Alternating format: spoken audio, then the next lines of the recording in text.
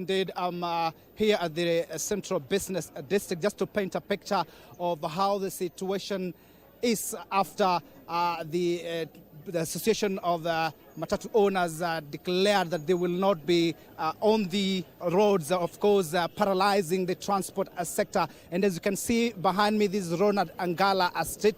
The street looks deserted. As you can see, a number of residents, a number of people have been here trying to get to terms with the situation here. You can see a lot of garbage on this particular street. There was a bit of push and pull between police and a number of rowdy youths who are here, and the police have managed to disperse the youth who are here. And on the other side, this is Moi Avenue. You can see security has been heightened. Heavy contingent of police are here just to ensure that the security is beefed up to ensure the youth do not cause any commotion, or rather interfere with the situation here in the streets of Nairobi. And of course, manning businesses, premises, to ensure that they do not take advantage of the situation. And you can see most of the people who are here are the security personnel, the anti-riot police. Of course, you can see the residents who have been, a number of them who we managed to interview. They told us that they could not manage to get back to their places of work because there were no buses or matatus to the premises. And of course, and a number of them also that they reach town here using rail transport. Others, they were forced to walk.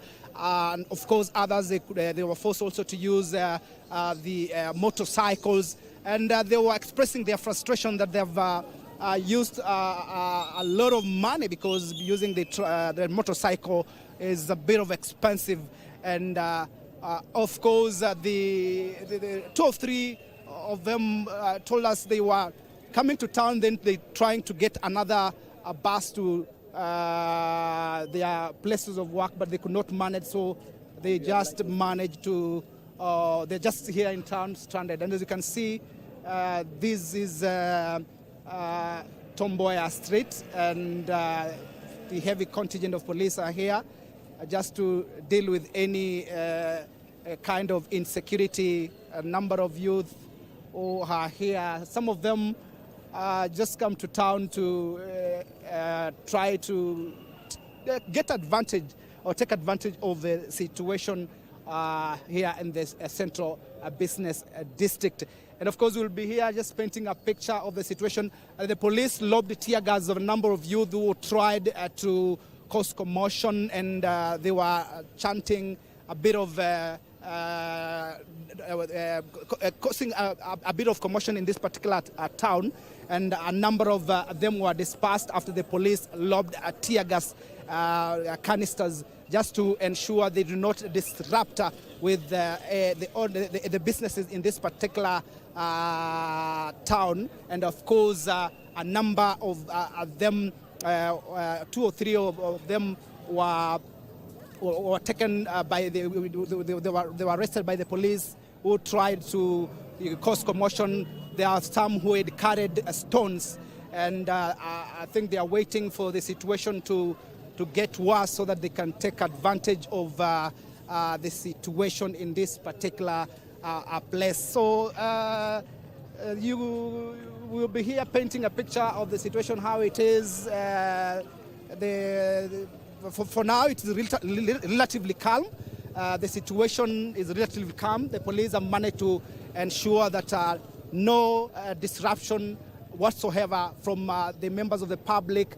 A number of the youth and residents who have managed to interview, some of them stranded, not be able to get to the places of work because there are no matatus, but a number of them also managed to get to town, but they could not carry out their businesses because most of the shops, as you can see, are closed.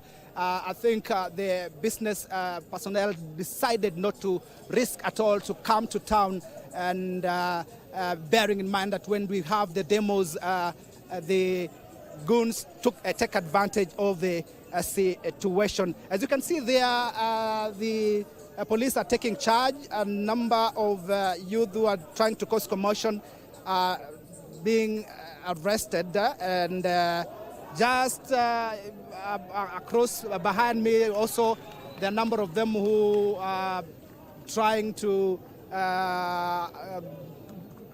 interchange with having a pattern with the police who are here, but the police talk to them just to go to their usual businesses, not to disrupt with the businesses in this particular street. So this is the situation in the central business district. Of course, a number of them are calling on the government, calling on the transport operators to come together and have a unifying voice that will actually ensure that the situation is sorted out. Then, of course, the issue is about the fuel prices, the lamenting of the high fuel prices, and of course, this is taking a toll on a number of issues. Of course, the cost of commodities on the shops, and of course, bearing in mind the high cost of living in this particular country. So we'll be here at Wahome to paint a picture of the situation. When the situation gets confined, of course, we'll be able to update our viewers on how the situation is in the central business district. Back to you.